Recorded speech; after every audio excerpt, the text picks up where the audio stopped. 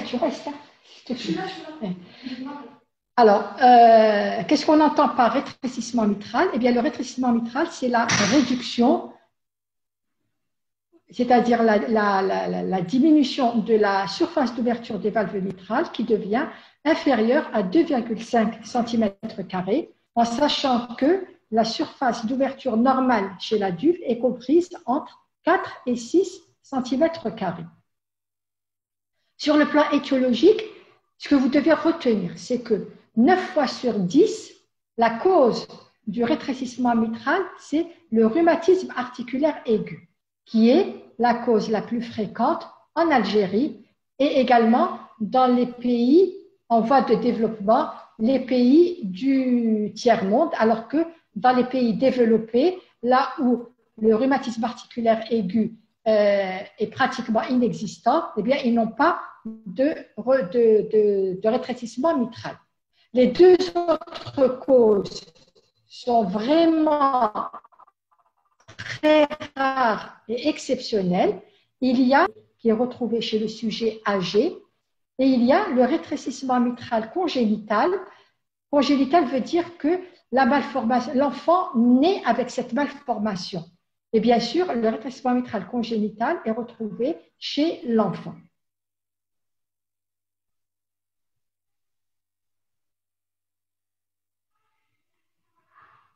Donc, à partir de maintenant, je ne vais parler que du rétrécissement mitral rhumatismal, qui reste, comme je viens de le dire, la cause de loin la plus fréquente du rétrécissement mitral.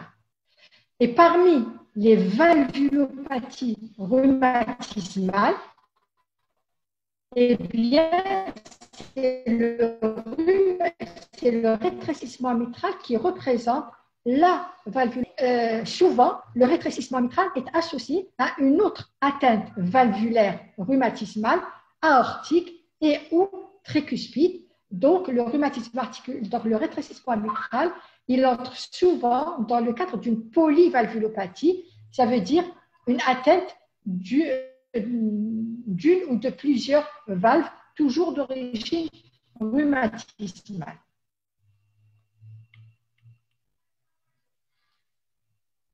Le rétrécissement mitral rhumatismal est surtout fréquent chez les sujets jeunes et chez la femme, 3 à 4 femmes pour un an.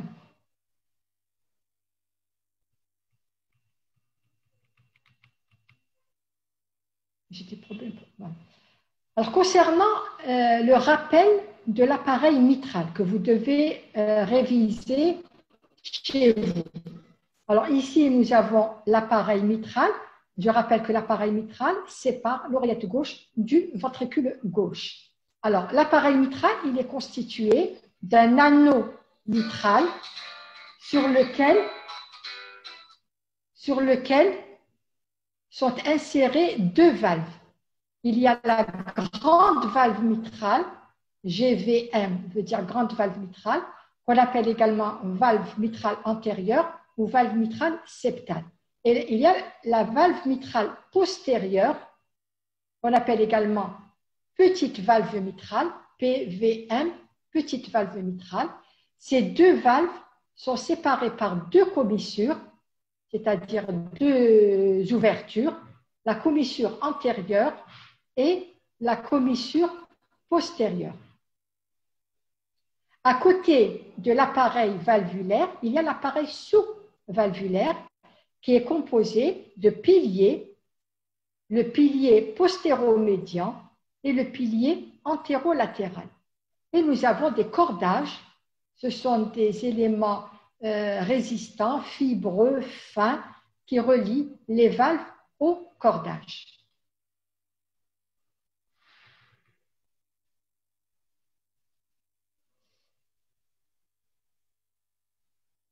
Alors, sur le plan anatomique, qu'est-ce qu'on retrouve dans le rétrécissement mitral d'origine rhumatismale? Eh bien, il y a deux points que vous devez retenir. Premièrement, c'est que dans le rétrécissement mitral rhumatismal, il y a une lésion pathognomonique qui n'est retrouvée que dans l'origine rhumatismale du rétrécissement mitral. C'est la présence d'une symphyse Symphyse veut dire soudure. Une symphyse d'une ou des deux commissures. On en a parlé tout à l'heure. Et c'est cette symphyse commissurale, cette soudure commissurale qui va diminuer la surface d'ouverture des valves mitrales. Donc ça, c'est le premier point que vous devez retenir, c'est que dans le rétrécissement mitral rhumatismal, il y a une lésion pathognomonique, c'est la symphyse commissurale qui est la signature du rhumatisme articulaire aigu. Le deuxième point que vous devez retenir, c'est qu'il y a deux types anatomiques de rétrécissement mitral. Et ça, c'est très important. Ça a un intérêt sur le plan thérapeutique. On y reviendra sur le plan thérapeutique. Alors, le premier type anatomique, c'est le rétrécissement mitral à valve peu remaniée et encore souple. Au niveau des valves, elles sont légèrement épaissies par la fibrose, mais les valves restent mobiles et restent souples. On parle dans ce cas de rétrécissement mitral en diaphragme. Ça, c'est le premier type anatomique. Le deuxième type anatomique, là, nous avons les valves les valves et même les cordages qui sont très remaniés, qui sont... Pardon? Non, je n'ai pas compris. Vous entendez? Vous entendez. Alors, deux personnes sont entrées dans la salle d'attente. On a atteint le maximum. Hein. Le maximum de personnes, c'est 100. On ne peut pas aller au-delà de 100. Il n'y a pas de problème.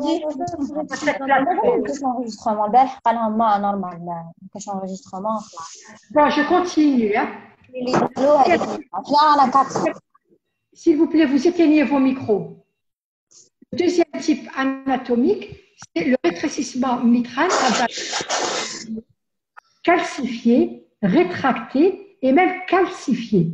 Et là, les valves, contrairement au premier type anatomique, leur mobilité est très réduite et ce sont des valves qui sont rigides, avec une mobilité très réduite.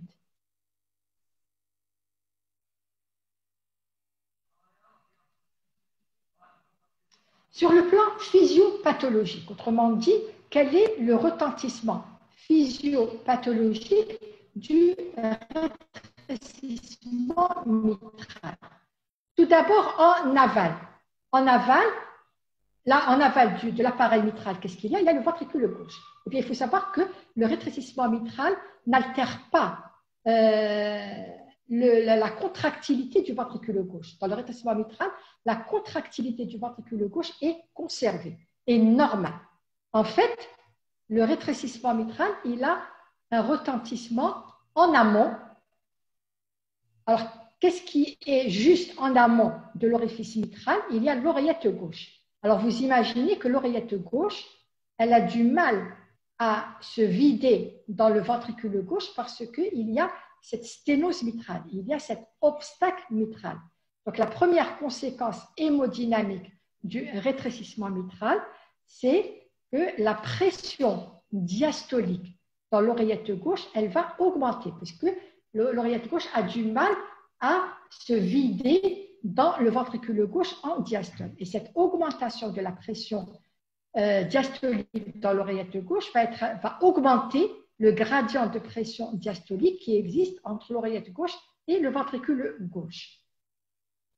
Cette augmentation de la pression diastolique dans l'oreillette gauche va entraîner une dilatation de l'oreillette gauche. C'est comme un ballon. Quand la pression augmente dans le ballon, eh bien, le ballon se dilate. Le ballon gonfle. Cette dilatation de l'oreillette gauche, elle va favoriser l'apparition de troubles du rythme. Et le trouble du rythme le plus fréquent que l'on retrouve dans le rétrécissement mitral, c'est la fibrillation auriculaire. Et dans ce trouble du rythme, à savoir la fibrillation auriculaire, il y a la suppression, il n'y a plus de contraction auriculaire, il n'y a plus de systole auriculaire chez les malades qui sont en fibrillation auriculaire. Et il faut savoir que ces trois facteurs, à savoir la sténose mitrale, le rétrécissement mitral, la dilatation de l'oreillette gauche et la fibrillation auriculaire, sont trois facteurs, même quand soit isolés, soit associés, qui vont favoriser le développement de caillots sanguins dans l'oreillette gauche. C'est-à-dire qu'ils vont favoriser le développement de thrombose dans l'oreillette gauche. Et il faut savoir que dans l'oreillette gauche, il y a un appendice qu'on appelle l'auricule gauche. Eh bien, le siège de ces caillots sanguins, le plus souvent, c'est au niveau de cette auricule gauche. Alors, ces thrombis intra-auriculaires gauche sont très dangereux. Pourquoi? Parce que, à partir de ces caillots sanguins, peuvent se détacher des emboles. Ces emboles vont aller dans le ventricule gauche, puis dans l'aorte. Et vous savez que c'est l'aorte qui donne toutes les artères qui vont vasculariser toutes les parties de notre organisme. Donc l'embole, il peut aller dans n'importe quelle artère. Malheureusement, 2 fois sur 3, l'embole va aller au niveau du cerveau. Et ça va donner un tableau d'accident vasculaire cérébral ischémique. Mais ça peut aller dans n'importe quelle artère. Ainsi, si l'embole va dans une artère d'un membre supérieur ou membre inférieur, eh bien, ça va donner un tableau d'ischémie aiguë du membre. Si l'embole va dans une artère coronaire, ça va donner un tableau d'infarctus du myocarde. Si ça va dans une artère splénique, eh bien, ça va donner un infarctus splénique.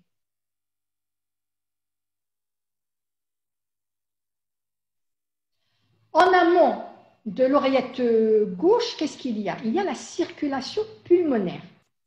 Eh bien, cette hyperpression dans l'oreillette gauche, elle va retentir en amont. Par ricochet, elle va retentir en amont.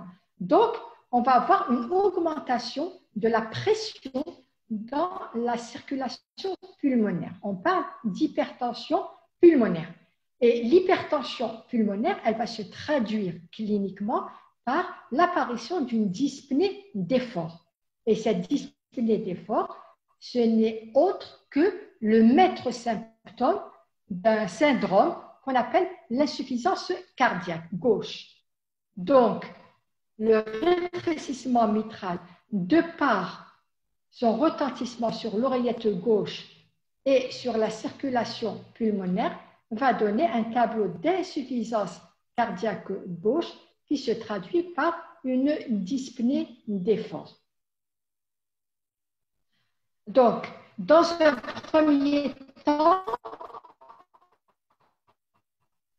on va avoir une hypertension pulmonaire qu'on appelle hypertension pulmonaire postcapillaire. Les pressions capillaires pulmonaires PCP, ces pressions capillaires pulmonaires sont élevées. La pression artérielle pulmonaire, PAP, cette pression artérielle pulmonaire est élevée. Mais les résistances artérielles pulmonaires, RAP, ces résistances pulmonaires, sont normales. Lorsque la pression capillaire pulmonaire dépasse 30 mm de mercure, on va avoir la survenue d'une crise d'œdème aigu du poumon. Alors, chez les malades qui ont une hypertension pulmonaire post-capillaire, si les malades sont opérés à ce stade d'hypertension pulmonaire post-capillaire, eh bien, après l'intervention, c'est-à-dire après la levée du barrage mitral, les pressions pulmonaires vont se normaliser, vont redevenir normales. On parle dans ce cas d'hypertension pulmonaire réversible. Pourquoi? Parce qu'en post-opératoire, les pressions pulmonaires redeviennent normales. Mais si les malades ne sont pas opérés à ce stade-là, eh bien, l'augmentation des pressions dans la circulation pulmonaire, ça va évoluer vers ce qu'on appelle une hypertension artérielle pulmonaire post plus précapillaire qu'on appelle hypertension artérielle, hypertension pulmonaire mixte. Alors, l'hypertension pulmonaire mixte est caractérisée par une augmentation très importante, plus importante que le premier stade, donc une hypertension très importante au niveau des capillaires pulmonaires, une hypertension très importante au niveau de l'artère pulmonaire, et là, les résistances artérielles pulmonaires sont augmentées. Pourquoi? Parce que lorsque les pressions pulmonaires au niveau de la circulation pulmonaire sont très élevées, eh bien, à la longue, ça va entraîner le développement d'une fibrose au niveau des artérioles pulmonaires. Et c'est cette fibrose artériolaire pulmonaire qui est à l'origine de l'augmentation des résistances artérielles pulmonaires et donc de la composante précapillaire de l'hypertension pulmonaire. Alors, si les malades sont opérés à ce stade, au deuxième stade d'hypertension pulmonaire mixte, là, après l'intervention, eh bien, il peut rester un certain degré d'hypertension pulmonaire qu'on appelle hypertension pulmonaire résiduelle. Donc, l'hypertension pulmonaire mixte, et on peut dire qu'elle est partiellement réversible après la chirurgie, après l'intervention.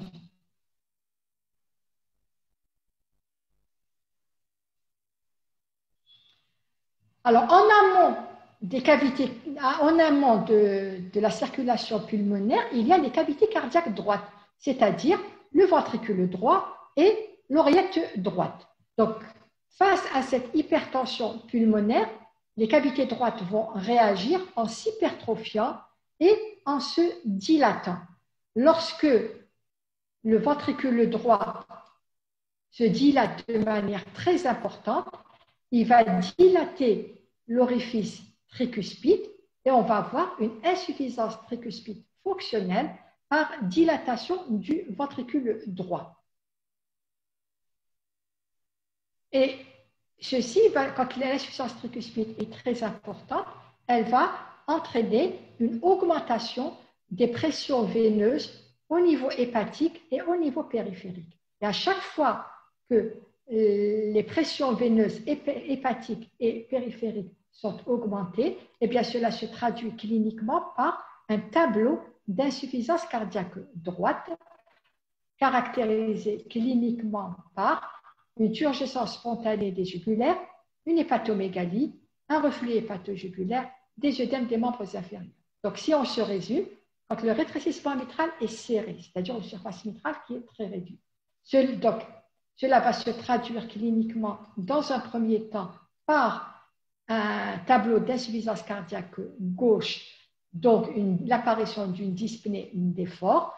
Si les malades sont opérés à ce stade-là, tout va rentrer dans cette dyspnée d'effort, elle est due à l'augmentation des pressions dans la circulation pulmonaire. Si les malades, c'est le barrage mitral élevé à ce stade-là, eh bien les pressions pulmonaires vont revenir à la normale et le malade mènera une vie tout à fait normale. Si les malades ne sont pas opérés au stade d'hypertension pulmonaire post-capillaire, eh bien l'évolution va se faire vers l'hypertension pulmonaire mixte.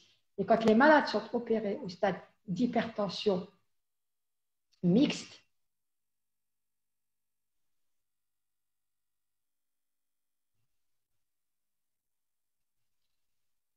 eh bien, on peut avoir une hypertension en post-opératoire. Il peut persister. Et on aura, bien sûr, si les malades ne sont pas opérés au stade d'hypertension post-capillaire, donc au stade d'insuffisance cardiaque gauche, eh bien, l'évolution va se faire vers un tableau d'insuffisance cardiaque globale, c'est-à-dire insuffisance cardiaque gauche plus des signes d'insuffisance cardiaque droite, liés à la forte hypertension pulmonaire.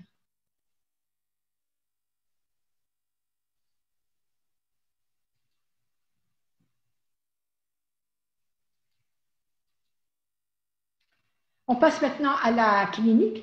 Il faut savoir que le diagnostic de rétrécissement mitral est un diagnostic clinique et il repose sur l'auscultation. C'est l'auscultation cardiaque qui permet de poser le diagnostic de rétrécissement mitral. Donc, tout médecin généraliste doit être capable de reconnaître et de diagnostiquer un rétrécissement mitral. Donc, à l'examen, bien sûr, quand on examine un malade, quand on fait un examen cardiovasculaire, eh bien, le malade doit être examiné torse nu. Donc, parfois, la palpation du foyer mitral par la paume de la main, on peut retrouver un frémissement diastolique au niveau de la pointe, au niveau de l'apex, au niveau du foyer mitral, qu'on appelle frémissement cater. Mais le frémissement cater est inconstant. Et ça veut dire que si à la palpation, on ne retrouve pas de frémissement, cela ne veut pas dire qu'il n'y a pas de fait. Le temps plus important, l'auscultation, c'est elle qui permet de poser le diagnostic positif de rétrécissement mitral. Et à l'auscultation, on trouve un souffle dans ce cas roulement. Donc un roulement, c'est pendant la diastole, donc entre B2 et B1. Il est autodiastolique, donc il survient pendant la diastole. Il est à distance du B2, puisqu'il a des caractéristiques éjectionnelles. Donc les souffles éjectionnels, il y a une distance entre le bruit et le début le début du souffle. Le roulement, il est holodiastolique, c'est-à-dire qu'il prend de la diastole. Et avant la fin, ou plutôt avant la systole prochaine, il y a une augmentation de l'intensité du roulement qu'on appelle le renforcement présystolique. RPS, c'est renforcement présystolique du roulement diastolique. Donc, juste avant le début du roulement, on peut retrouver un bruit surajouté qu'on appelle le claquement d'ouverture de la mitrale. Ce sont les valves mitrales sous l'effet de l'hyperpression dans l'oreillette gauche. Eh bien, leur ouverture, elle devient bruyante. C'est comme un...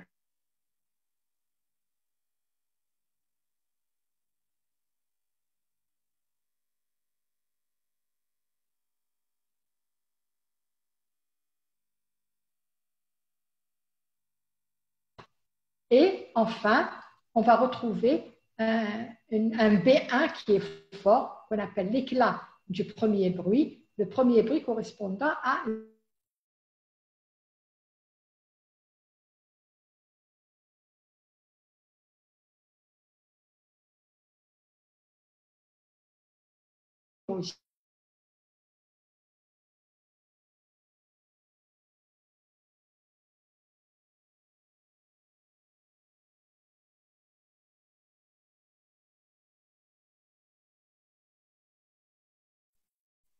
cette triade, un ou deux éléments peuvent manquer. Ainsi, en dehors du roulement, le roulement est quasi constant, c'est ce qui permet de poser le diagnostic de rétrécissement mitral. Mais, alors, dans le rétrécissement mitral calcifié, c'est-à-dire le deuxième type anatomique, et là, il va disparaître, il est égal à 0. Pourquoi? Parce que je vous ai dit que dans le rétrécissement mitral, la mobilité des valves est très réduite. Et parfois même, ce sont des valves qui sont immobiles. Donc, il n'y a plus le claquement d'ouverture de la mitrale et l'intensité du B1 est faible, voire même abolie. Parfois, on n'entend même pas le B1. Donc, dans le rétrécissement mitral calcifié, on ne va entendre que le roulement diastolique. Il n'y a plus le claquement d'ouverture de la mitrale et il n'y a plus l'éclat du premier bruit. Et enfin, dans le rétrécissement mitral en fibrillation auriculaire, je vous ai dit que dans les formes avec oreillette gauche très dilatée, souvent, il y a la survenue d'un trouble du rythme qu'on appelle la fibrillation atriale ou fibrillation auriculaire, c'est la même chose. Et je vous ai dit que dans la fibrillation auriculaire, il y a disparition de la systole auriculaire. Or, le renforcement présystolique du roulement, le renforcement présystolique du roulement diastolique correspond à la systole auriculaire. Et bien, quand la systole auriculaire disparaît, ce qui est le cas chez les malades en fibrillation auriculaire, il n'y aura plus le renforcement présystolique du roulement diastolique. Ça sera un roulement diastolique pratiquement rectangulaire sans l'augmentation de l'intensité en télédiastole, c'est-à-dire en présystole.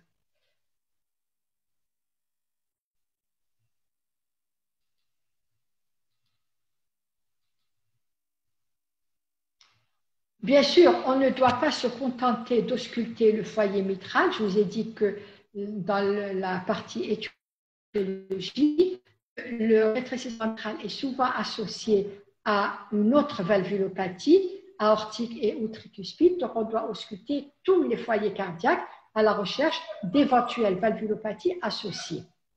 Et on a dit dans le chapitre physiopathologique que c'est l'augmentation des pressions pulmonaires se traduit dans un premier temps par un tableau d'insuffisance cardiaque gauche. Donc, on doit rechercher et évaluer, on doit rechercher d'abord l'existence d'une dyspnée d'effort. Et si celle-ci existe, on doit évaluer son degré de sévérité. Et pour évaluer le degré de sévérité de la dyspnée, on va utiliser la classification Association ou NYHA. Et on doit également ausculter les poumons. Et en cas d'insuffisance cardiaque gauche sévère, on va retrouver des râles crépitants aux bases pulmonaires. Si les malades ne sont pas opérés, eh bien, l'évolution se fera vers un tableau d'insuffisance cardiaque globale, c'est-à-dire, en plus des signes d'insuffisance cardiaque gauche, on va retrouver des signes d'insuffisance cardiaque droite, c'est-à-dire, et je répète parce que je l'ai déjà dit dans le chapitre physiopathologique, une turgescence spontanée des jugulaires, une hépatomégalie, un reflux hépatojugulaire et des œdèmes des membres inférieurs.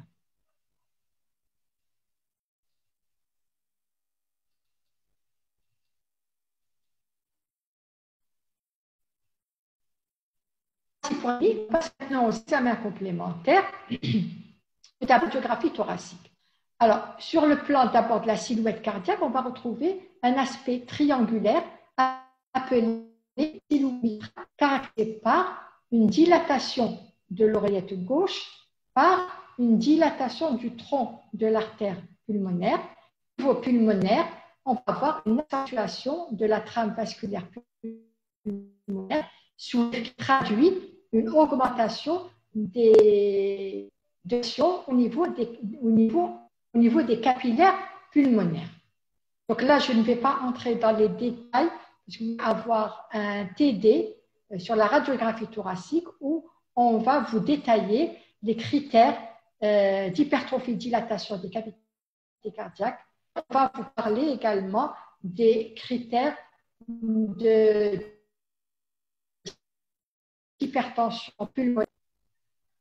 Donc, à venir sur le plan radiographie thoracique, donc un aspect de silhouette mitrale par dilatation de l'oreillette gauche, par dilatation du tronc de l'artère pulmonaire.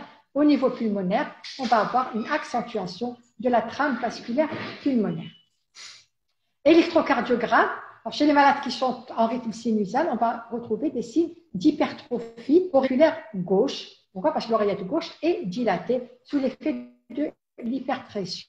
Et dans les rétrécissements mitraux très serrés, avec forte pression pulmonaire, eh bien, on peut même, en plus de l'hypertrophie auriculaire gauche, on va avoir des signes d'hypertrophie ventriculaire droite, voire hypertrophie biculaire, c'est-à-dire hypertrophie auriculaire gauche, hypertrophie ventriculaire droite et hypertrophie auriculaire droite. Là également, vous allez avoir un cours sur ECG pathologique et on va vous parler des critères d'hypertrophie cavitaire dans ce cours. Troisième examen complémentaire, c'est l'échodoppler cardiaque. L'échodoppler cardiaque, tout rétrécissement mitral diagnostiqué à l'auscultation, diagnostiqué cliniquement, un échodoppler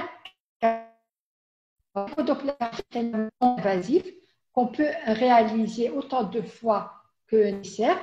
Et c'est un examen qui ne comporte aucune complication, même chez les femmes enceintes, en toute sécurité. Il ne comporte aucun danger, ni pour la maman, ni pour le fœtus. Cet examen est très important. Il permet un diagnostic positif. est défini, donc diagnostic positif, par la mesure de la surface mitrale. SM veut dire surface mitrale. Et on va avoir une surface mitrale, comme on l'a définie au début de ce cours, qui va être inférieure à 2,5 cm². Alors, si la surface mitrale est supérieure à 1,5 cm², c'est-à-dire une surface mitrale entre 1,5 et 2,5 cm², on parlera de rétrécissement mitral modéré. Si la surface mitrale est inférieure à 2,5 cm², là, on parlera de rétrécissement mitral serré. Deuxième élément qui permet de poser le diagnostic positif, c'est l'augmentation du gradient de pression diastolique entre l'oreillette gauche et le ventricule gauche. Deuxième intérêt de l'écho-doppler cardiaque, c'est qu'il permet d'étudier avec une grande précision le degré de remaniement des valves et des cordages, qui va nous donner le type anatomique de rétrécissement mitral. Est-ce qu'il s'agit d'un rétrécissement mitral à valve souple, à valve très remaniée et calcifiée? Et ceci est fondamental sur le plan thérapeutique, donc on y reviendra dans le chapitre traitement. Troisième intérêt de l'écho-doppler cardiaque, c'est qu'il permet d'évaluer le retentissement sur le cœur et sur les pressions pulmonaires du rétrécissement mitral. Et cela on peut mesurer les dimensions de l'oreillette gauche, les diamètres et les volumes. On peut retrouver donc, on va avoir donc les diamètres et les volumes exacts de l'oreillette gauche. On peut mesurer également les cavités cardiaques droites. On peut évaluer avec précision les pressions artérielles pulmonaires grâce au Doppler.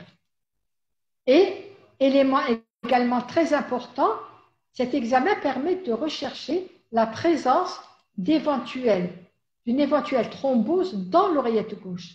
On a dit que dans le chapitre retentissement physiopathologique, que le rétrécissement mitral, la dilatation de l'oreillette gauche et la fibrillation auriculaire sont des facteurs qui favorisent le développement de thrombose dans l'oreillette gauche. Donc, on doit absolument rechercher l'existence de thrombose dans l'oreillette gauche et notamment dans l'auricule gauche, qui est le siège le plus fréquent de ces caillots sanguins.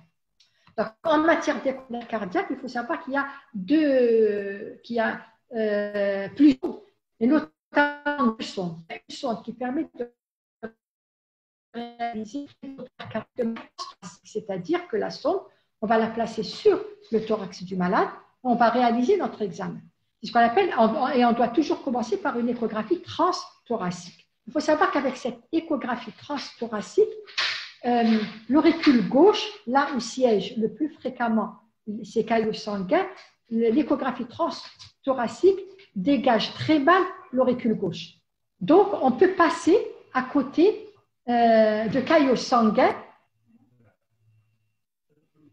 si on fait l'échographie transthoracique. C'est la raison pour laquelle on doit compléter par une échographie transœsophagienne, ETO, échographie transœsophagienne. L'échographie transœsophagienne, c'est une sonde c'est comme un fibroscope, pour faire une fibroscopie œsogastro-duodénale. Donc, c'est un fibroscope que l'on introduit dans l'œsophage du malade. Et une fois que la sonde est dans l'œsophage, elle se trouve juste derrière le cœur. L'échographie transœsophagienne, elle dégage très bien l'auricule gauche. Donc, avec l'échographie transœsophagienne, si l'échographie transœsophagienne vous dit qu'il n'y a pas de thrombose, ça veut dire qu'il n'y a pas de thrombose. S'il y a une thrombose, elle ne passe pas à côté d'une thrombose, contrairement à l'échographie transœsophagienne qui peut passer à côté d'une thrombose.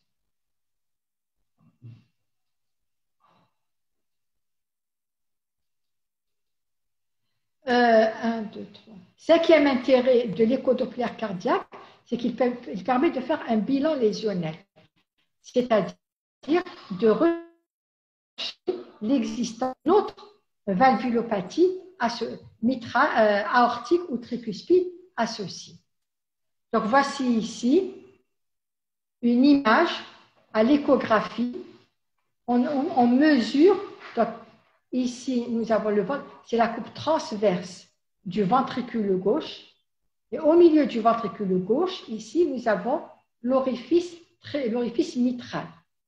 Et là, c'est la mesure de l'orifice mitral, c'est pointillé, nous permettent donc de mesurer la surface mitrale qu'on appelle par planimétrie. Et ici, la surface mitrale, elle est mentionnée ici, 1,37 cm².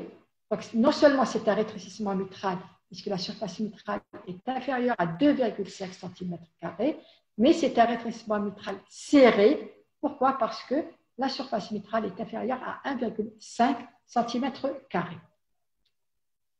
On passe maintenant aux complications.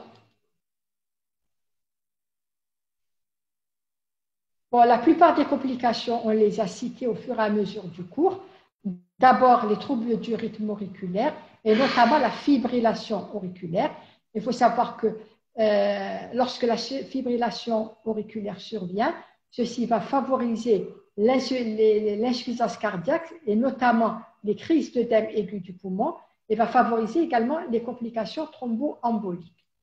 Ce qu'il faut savoir et qu'il faut bien noter, c'est que la fibrillation auriculaire traduit nécessairement un rétrécissement mitral serré. Autrement dit, un mitral qui est modéré, avec une surface mitrale supérieure à 1,5 cm², et le malade il est en fibrillation auriculaire. Donc la fibrillation auriculaire n'est pas un critère de sévérité du rétrécissement mitral. On peut avoir des complications thromboemboliques à cause du thrombus dans l'oreillette gauche. Et ces complications thromboemboliques, il peut s'agir d'accident vasculaire cérébral, il peut s'agir d'ischémie aiguë des membres, etc. On peut avoir des complications pulmonaires, type d'hémoptysie, d'œdème aigu du poumon.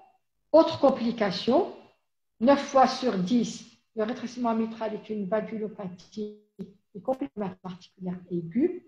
Donc, on peut avoir des rechutes de rhumatisme articulaire aigu et chaque rechute va accélérer l'évolution du rétrécissement mitral, va accélérer le développement de fibrose, le remaniement valvulaire, la diminution encore de plus en plus importante de la surface mitrale. C'est la raison pour laquelle tout malade atteint de rétrécissement mitral rhumatismal doit être sous prophylaxie du rhumatisme articulaire aigu. Autre complication, il peut y avoir donc une endocardite infectieuse. L'endocardite infectieuse, c'est la greffe d'un germe microbien sur la valve mitrale. C'est une pathologie qui est très grave.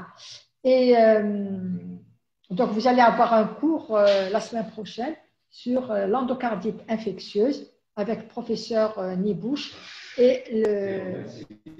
Donc, les malades qui ont un rétrécissement mitral doivent être soumis également à la prophylaxie de l'endocardite infectieuse et les modalités de cette prophylaxie détaillées quand on vous fera le cours sur l'endocardite infectieuse.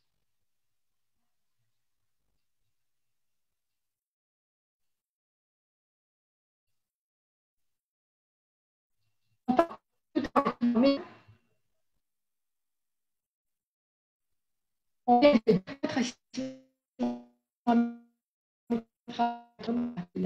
l'accès de l'endocardite infectieuse. Le rétrécissement mitral serré, symptomatique avec dyspnée, donc traitement et prévention de l'insuffisance cardiaque. Le traitement anticoagulant est indiqué pour les malades qui sont en fibrillation auriculaire, parce que la fibrillation auriculaire favorise les complications thromboemboliques. Les anticoagulants seront également indiqués même chez les malades qui sont en rythme sinusal, s'ils ont des antécédents emboliques, par exemple s'ils ont fait un accident vasculaire cérébral, s'ils ont une oreillette gauche dilatée à l'échographie. Pourquoi? Parce qu'une oreillette dilatée favorise le développement de caillots sanguins dans l'oreillette gauche. Et enfin, même si les malades sont en rythme sinusal, si l'échographie montre l'existence d'un thrombus dans l'oreillette gauche, eh bien, ces malades doivent être mis sous traitement anticoagulant et vous allez avoir un cours sur le traitement anticoagulant. À côté donc du traitement médical, il y a le traitement médical ne va pas lever ce barrage mitral, cet obstacle mitral. Donc, pour la levée du barrage mitral, alors quelles sont les indications de la levée du barrage mitral?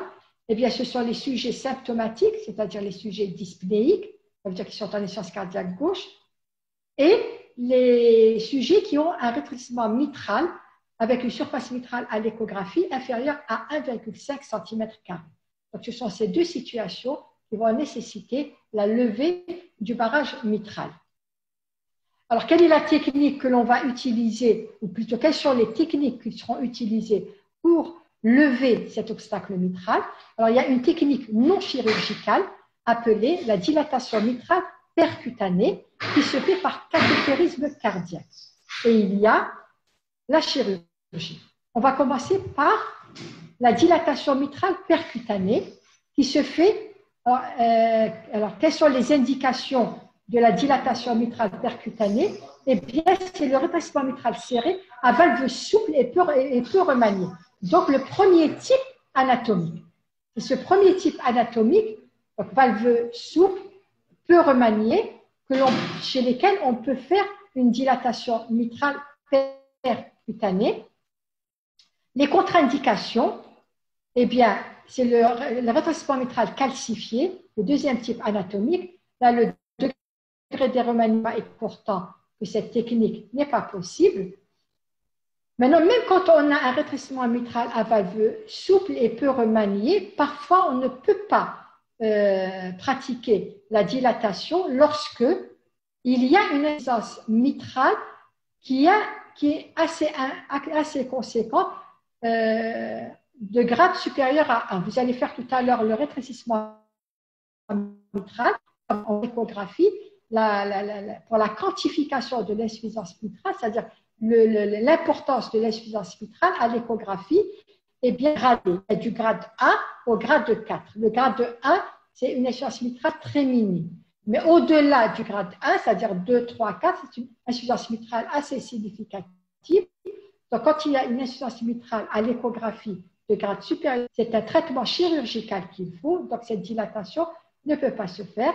Deuxième situation où la dilatation ne peut pas se faire, même si le rétrécissement mitral est à valve souple, c'est lorsque le rétrécissement mitral est associé à une valvulopathie aortique et ou tricuspide, qui nécessite, elle, un traitement chirurgical. Donc, dans ce cas-là, dans le même temps opératoire, on va corriger toutes les valvulopathies, tous les vices valvulaires. Troisième situation où, même si le rétrécissement mitral est à valve souple, la dilatation mitrale ne peut pas être réalisée, c'est lorsque, à l'échographie, on trouve un thrombus dans l'oreillette gauche. Pourquoi cette technique ne peut pas être utilisée chez les malades qui ont un thrombus dans l'oreillette gauche? D'abord, je vais vous parler du principe de cette technique. Donc, la dilatation mitrale percutanée est une technique qui se fait dans une salle de cathétérisme cardiaque, donc, et sous anesthésie locale. Le patient fait durant toute la procédure. Donc, l'opérateur, il va introduire une sonde par voie en utilisant la veine fémorale. Donc, il va après une anesthésie locale, il va introduire une sonde par la veine fémorale. Et bien sûr, toute la procédure se fait sous amplificateur de brillance. Donc, l'opérateur, il voit le trajet de sa sonde. Donc, la sonde va aller dans la veine cave inférieure, puis dans l'oreillette droite. Une fois qu'elle est dans l'oreillette droite, il va traverser le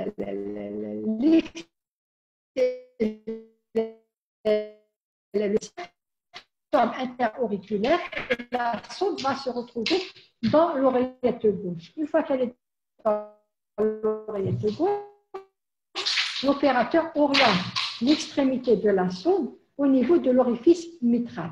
Une fois qu'elle se trouve au niveau mitral, il faut savoir que cette sonde, elle est munie à son extrémité. Ce qui est l'orifice mitral, l'opérateur va gonfler le ballonnet. Et en gonflant le ballonnet, il va craquer les symphyses commissurales. Et donc, on va avoir un élargissement de la surface mitrale.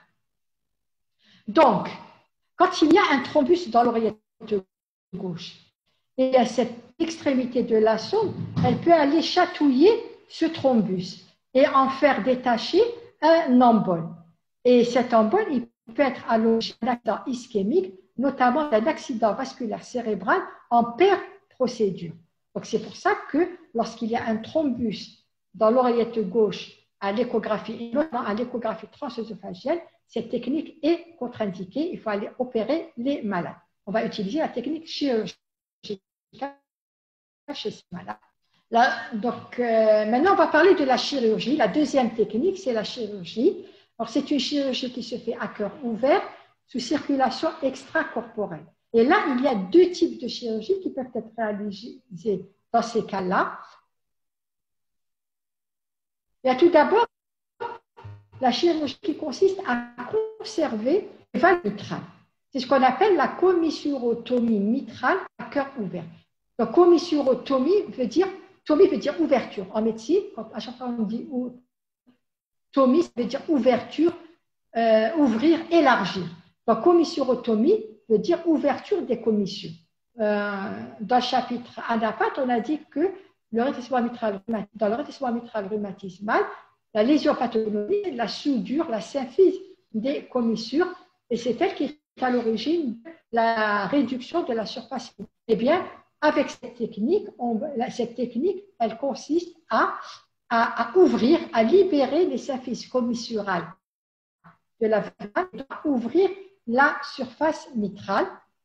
Quelles sont les indications de la commissurotomie mitrale à cœur ouvert? Eh bien, c'est il faut que le rétrécissement mitral soit à valve souple, donc le produit anatomique, mais qui ne brise pas la dilatation mitrale percutanée, parce qu'il y a une valvulopathie associée qui, elle, nécessite une chirurgie. Donc, on va faire notre commissurotomie au niveau de l'orifice mitral et on va corriger la deuxième et ou la troisième valvulopathie. S'il y a une valvulopathie aortique, on va la corriger chirurgicalement. S'il y a une valvulopathie tricuspide, on va la corriger chirurgicalement. Deuxième indication, c'est lorsqu'il y a un thrombus dans l'oreillette gauche à l'échographie transœsophagienne. Là, le chirurgien, lorsqu'il ouvre l'oreillette gauche, il va d'abord vérifier est-ce qu'il y a un thrombus, oui ou non, dans l'oreillette gauche. Et s'il y a un thrombus dans l'oreillette gauche, il va d'abord enlever ce thrombus. On parle de thrombectomie. En médecine, tout ce qui se termine par ectomie veut dire enlever, réséquer. Donc, il va faire d'abord la thrombectomie pour ensuite faire la commissurotomie mitrale. C'est ce type de chirurgie, avec ce type de chirurgie, on conserve l'appareil mitral. C'est pour ça qu'on parle de type de chirurgie, qui est toujours ouvert sous circulation extracorporelle, c'est le remplacement valvulaire. Alors, quel est son principe? Dans la résection, on va enlever les valves mitrales et on va implanter, mettre en place une prothèse qui va jouer le rôle des valves mitrales, c'est-à-dire s'ouvrir en diastole pour laisser passer le sang de l'oreillette gauche au ventricule gauche et se fermer en systole pour empêcher le passage du sang du ventricule gauche vers l'oreillette gauche. Il faut savoir qu'il y a deux types de prothèses qui peuvent être mises en place. Il y a les prothèses mécaniques, c'est ce qu'on met en place le plus. L'avantage des prothèses mécaniques, c'est qu'elles sont durables dans le temps, mais elles sont thrombogènes, c'est-à-dire qu'elles vont il va y avoir des complications thromboemboliques. Elles nécessitent de manière obligatoire, de manière systématique, un traitement à vie pour éviter justement ces complications thromboemboliques. Le deuxième type de prothèse, c'est les prothèses biologiques, qu'on appelle également bioprothèses. L'avantage des bioprothèses, c'est qu'elles ne nécessitent pas de traitement anticoagulant, mais au bout de quelques années, elles s'abîment, elles dégénèrent, et on est obligé de réopérer le malade et d'enlever la prothèse la prothèse abîmée, mettre en place une nouvelle prothèse. Bon, dans le rétrécissement mitral d'origine rhumatismale, comme les sujets sont le plus souvent jeunes, donc c'est le plus souvent dans la quasi-majorité des cas, c'est une prothèse mécanique que l'on va mettre en place. Alors, quelles sont les indications du remplacement valvulaire mitral? Eh bien, il faut savoir qu'à chaque fois qu'on peut conserver les valves mitrales, on les conserve. Si on a recours à un remplacement valvulaire mitral, ça veut dire que toute conservation de la valve est impossible de par les remaniements importants qui existent. Donc, le remplacement valvulaire mitral est indiqué dans le rétrécissement mitral à valve calcifiée, c'est-à-dire le deuxième type anatomique.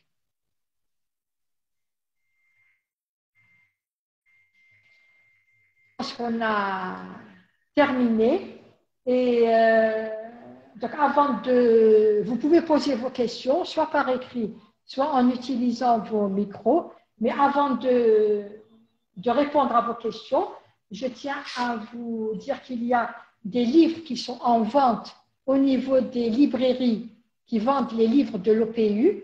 Le premier livre, c'est le traitement antithrombotique en pratique médicale, où on parle des traitements anticoagulants en pratique courante, et c'est vendu au niveau des librairies de l'OPU parce que c'est édité par l'OPU. Donc, traitement antithrombotique, entre autres traitements anticoagulants. Le deuxième livre, c'est le reste de la thérapeutique médicale et la prévention cardiovasculaire que vous allez fois par gramme par l'OPU. Et le troisième livre, ce sont les examens complémentaires, les examens cardiovasculaires, cliniques et complémentaires qui font partie également de notre programme. Maintenant, s'il y a des questions, je suis prête à y répondre. Amel, je fais les questions.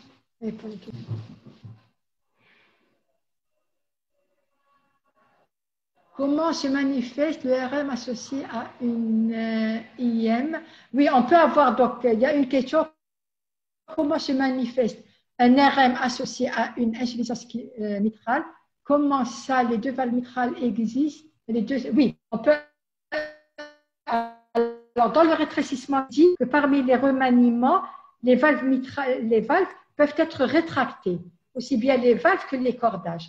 Donc, quand il y a une rétraction des valves, eh bien, en systole, les valves ne se touchent pas. Et donc, avec le rétrécissement mitral, on a une fuite mitrale.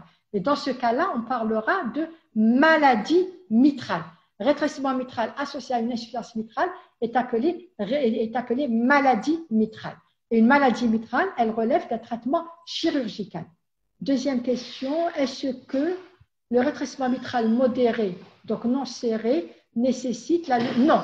Lorsque le rétrécissement, donc j'ai dit, les indications du rétrécissement mitral, c'est le rétrécissement mitral avec dyspnée, et quand il y a de la dyspnée, ça veut dire que la surface mitrale est nécessairement inférieure à 1,5 cm². Il y a le rétrécissement mitral avec une surface mitrale à l'écho inférieure à 1,5 cm².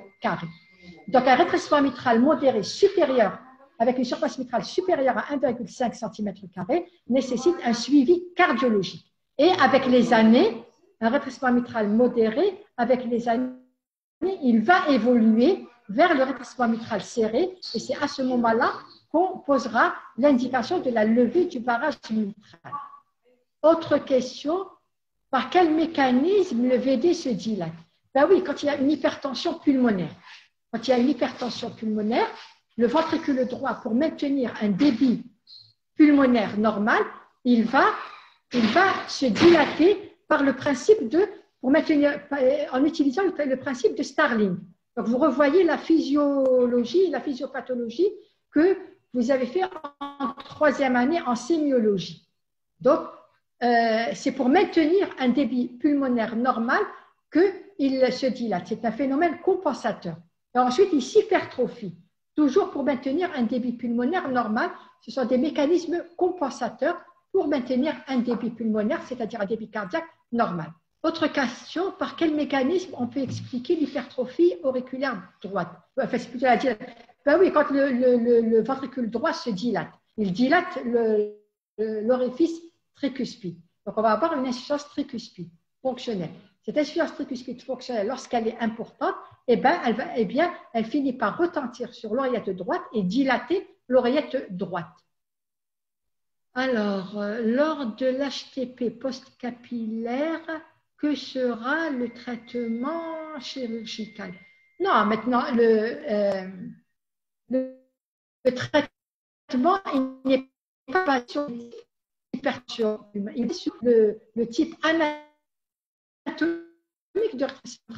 Si on a une hypertension postulaire avec un rétrécissement mitral de type 1, c'est-à-dire un valve mitral peu ramier, on fera une dilatation mitrale.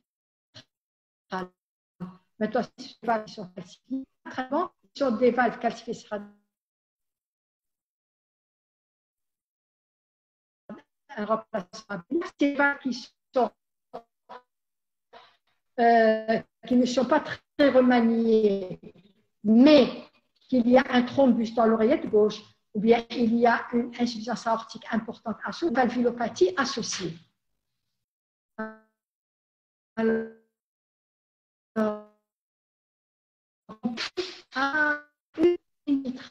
je n'ai pas compris. Hein. Là, je pense qu'il voulait dire à une insuffisance mitrale, j'ai répondu à cette question. C'est quoi le renforcement présystolique du roulement diastolique? C'est l'augmentation de l'intensité du souffle. C'est l'augmentation de l'intensité du souffle. Le renforcement présystolique, c'est l'augmentation de l'intensité du souffle. Est-ce qu'il y a une différence clinique entre RM et IM? Oui, il y a une grande différence. D'ailleurs, l'insuffisance, là maintenant j'ai parlé du rétrécissement mitral. Le deuxième cours qui va suivre à 15 heures, on va vous parler de l'insuffisance mitrale. Donc, le cours qui va suivre s'intitule insuffisance mitrale et vous allez voir que ce sont deux valvulopathies qui sont strictement différentes